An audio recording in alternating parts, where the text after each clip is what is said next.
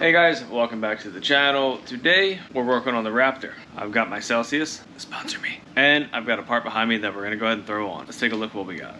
This came from CJ Pony Parts, and it is a part from Ford Performance. And we do have an actor right here. He's hanging out, watching me, supervising, kind of in the AC, kind of in the garage. It's a little bit mix of both. He's not sure what he wants to do. Alright, if any of my subscribers are familiar with engines, turbo cars, Volkswagens, Audis, etc., you might already know what this is, but in here is a catch can. Let me pop it out of the bag, we'll take a look at it. So, check it out. Ford Performance, very OEM looking, because it is from Ford. But this should fit nicely in the engine bay. It does come with everything needed. The bracket, the hosing, and some nuts and bolts. It also looks like, yes, we've got instructions via QR code right there. I'm gonna go ahead and take a look at this, and we'll get started. All right, so QR code pulled up, the instructions. Looks fairly simple. It's just 4 steps. Now I will say they do call this an oil to air separator kit. It says it right up there if I can get this to focus, but it is still a catch can. Now there is no easy like drain or anything on this. I think to drain it, you're just gonna have to pop off those 4 Allen bolts and drain it that way. But again, I like that this looks OEM, and it should look pretty good in the engine bay of the Raptor. All right, let's pop the hood and let's get this going. All right guys, I got the engine cover off. It's just a 10mm nut here and a 10mm nut here. It comes right off. I might just leave that off, I'm not sure yet. It's very similar to the newer Volkswagen one where it's like kind of all foam. And I don't know, it's whatever. I don't really care for it. Anyways, we are gonna be working right down here. We are gonna be loosening and removing this one and replacing it with one in the kit. And then this one here, we are taking out, but we're using this. So don't toss it aside, don't lose it. We're gonna be reusing this one. So it's just these 2 bolts right here. And I think those are a 10mm. Alright, so one thing that Ford does not tell you in the instructions is that this bolt here does have a sleeve. It's like a captive sleeve. So if you look, this is loose, but you cannot just pull it out. So someone on the Raptor forums, they did this install and they used a plastic trim removal tool to get up under the bolt and pry it out. So I'm gonna go ahead and give that a shot right now and we'll see if it works. Alright, so it's kind of comical how easy that was. It took 0 pressure, and there you go. And there's the sleeve I was talking about there. So you can see this is like a captive nut thing where this will not come off.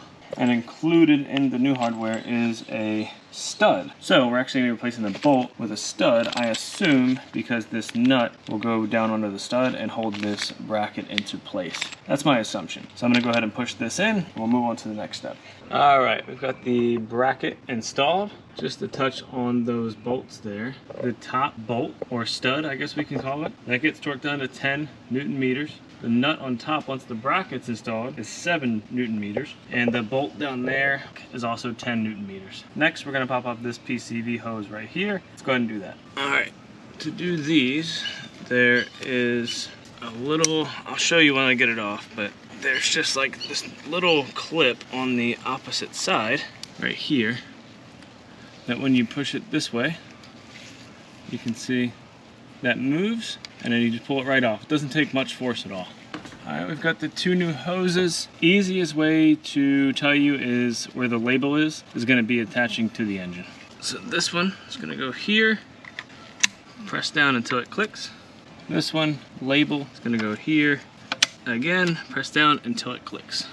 I've got the catch can. Ford Performance is gonna be facing towards the front, so you're gonna be able to read it just like this. I'm gonna kind of get this into place.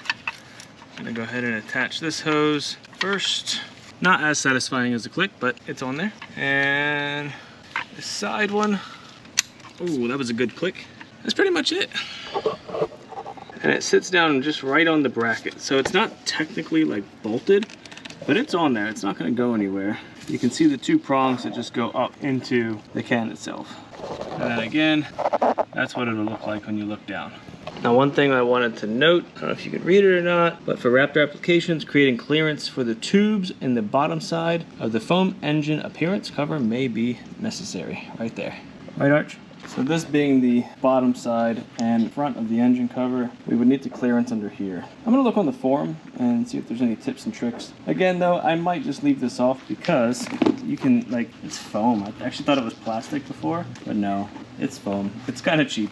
Two quick things with the catch can. First, make sure, I forgot to mention, you put oil on the little nipples here so that the O-ring gets the oil on it when you put this on. Second, these bolts that go around the 4 Allen key bolts, make sure they're tight. I read on another guy's post that they were, I mean, not loose, but not all the way tight. And I just checked mine and I got like a quarter turn out of all of them. So just make sure that all these are tight. So that is it for the catch can.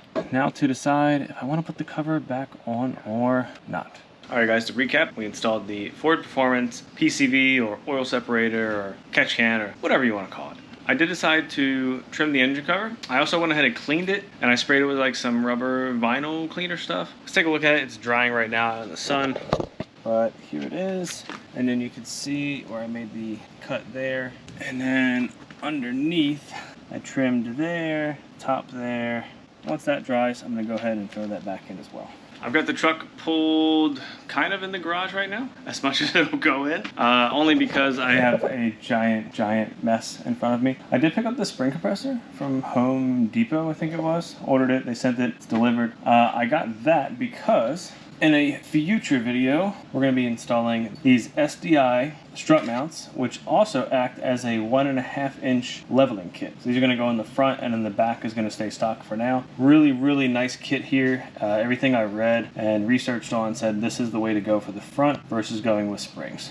Now this might be a controversial opinion, but I also went ahead and I removed my front end links. I think I'm getting a clunk from them. I did some research to try to find some aftermarket ones, some beefier ones, because the stock ones are not that great. And I hear that they fail all the time. So my research led me to people just pulling their sway bar out completely. I was gonna do that today. However, what I'm gonna do is drive around without the end links hooked up, because the sway bar can be in there. It's not hurting anything. It's not gonna move. It's just gonna be there. I'm gonna drive around for a couple days this week, going back and forth to work, just doing my normal commute, maybe hop on the highway, change lanes, just kind of see how the truck acts without the sway bar hooked up. And then most likely, I'm gonna go ahead and remove the sway bar. Since the end links are such a common failure point, I might as well just remove it anyways. And this truck technically is a pre-runner. In my opinion, it really shouldn't have a front sway bar. So yeah, let's see what happens. All right guys, Archer's back here freaking out. So I'm gonna head inside and hang out with him for a bit. Thanks so much for stopping by. If you have any questions, drop a comment down below and I'll be sure to answer. If you haven't subscribed, go ahead and hit that subscribe button for me. I'd really appreciate it. And until next time, see you guys later.